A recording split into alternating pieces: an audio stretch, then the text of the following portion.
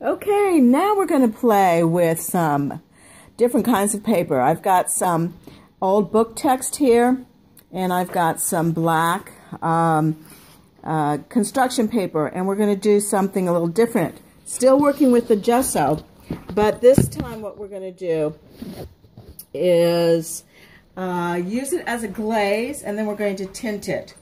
So I'm going to use a little bit of this homemade gesso because it is a little bit thinner, and I used a lot of white glue in this. So as you can see, you can still see the text through here, and so this allows me to use this paper. Number one, it does strengthen it when I put the gesso on. So old book pages can be very fragile to work with, and this allows me to strengthen the paper.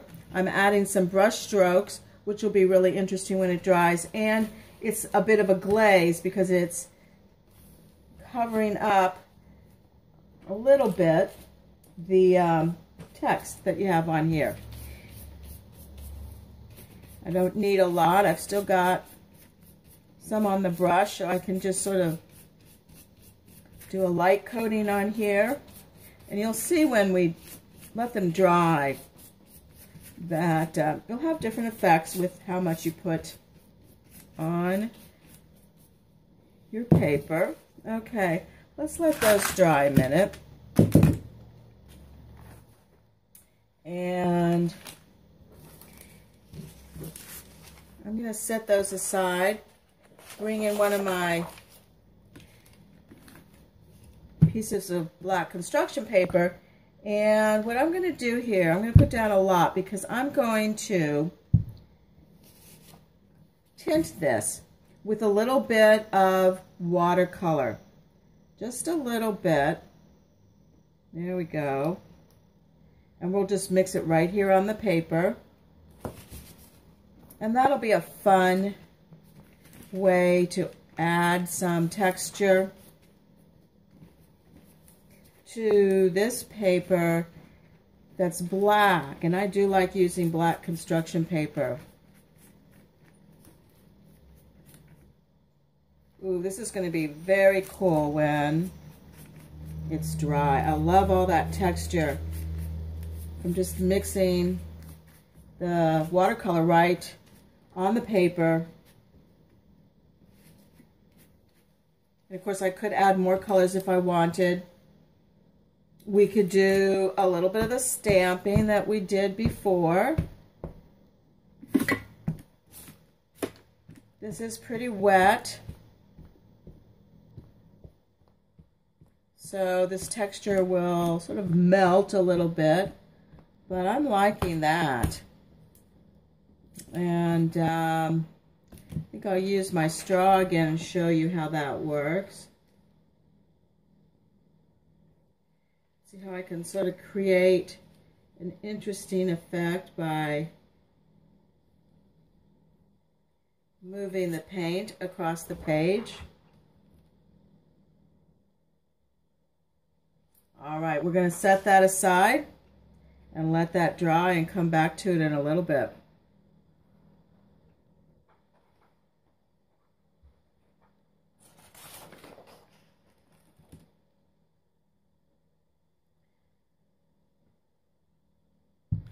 Still got a little bit of that yellow paint on here.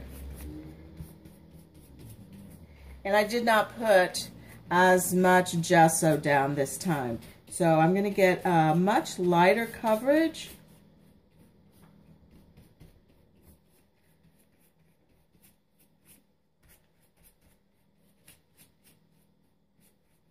And one of the things that you can do with gesso is you can embed other paper into it. You can use it as a glue. So I can put some gesso down, put some paper on top of it.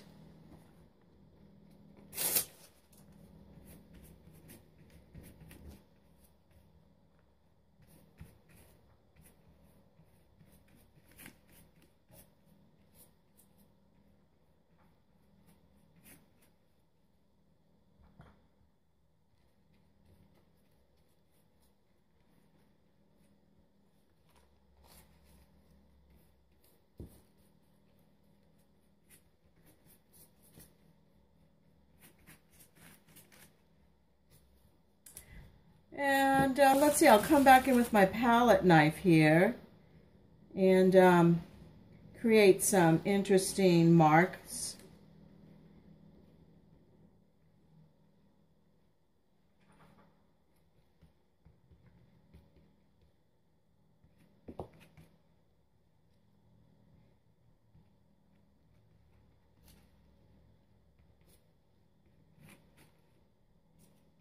All right, and we'll let that dry.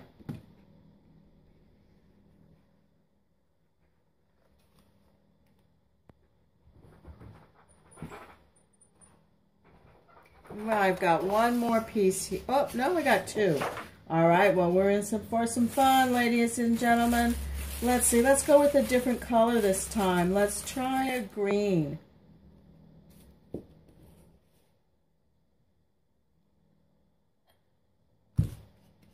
And I think what we'll do is we'll actually get this on here. We'll also use some on the text paper so you can see how the glaze looks, the tinted gesso looks when we put it over text.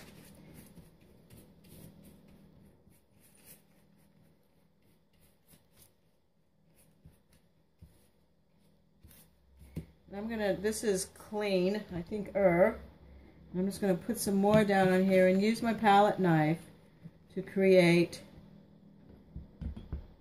some interesting texture.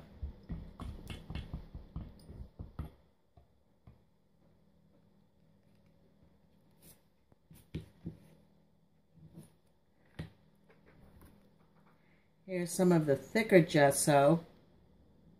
Here we go. Let's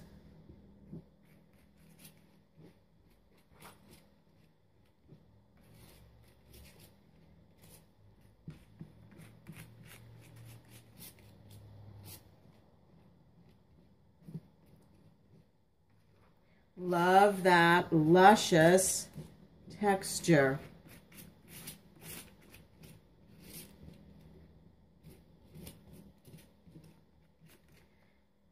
And again, it does strengthen the paper, so while the paper is wet, it's pretty fragile. But as it dries, the gesso really does make it have a stronger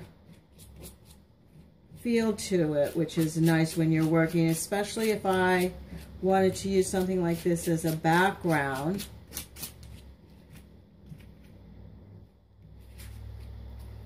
Oh, I could just do this all day. You can see you can get all kinds of textures. Okay, we're going to let that dry. So this is just a little bit of what you can do with gesso. There's a lot of fun things that gesso does besides just priming your papers. We were going to see how that gesso looks when we tint it. We'll use a purple this time. And I will use a foam brush. That's something we haven't used. And that's going to give us another kind of look on here. We'll put just a little drop of purple. Again, this is just watercolor, inexpensive watercolor.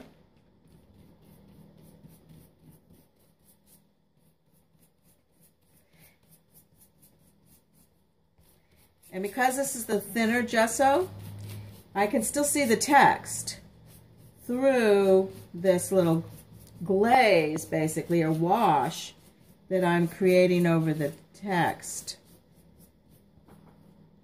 So this will make a really nice addition. And of course, because this is a sponge, look at that. I can create some really interesting texture. Let's not dip a dirty brush back into the clean gesso. But look at this.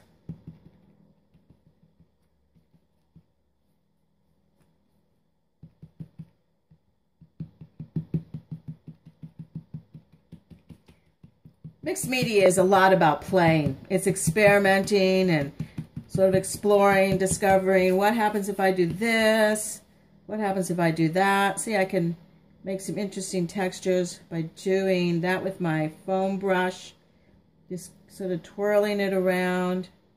This will be real interesting after it dries. Some of this is hard to see when it's wet, but you can see the techniques, and when it dries and we're able to use this as a foundation for putting on more layers. Mixed media is all about layers. All right, we're going to let these dry and come back in a little while.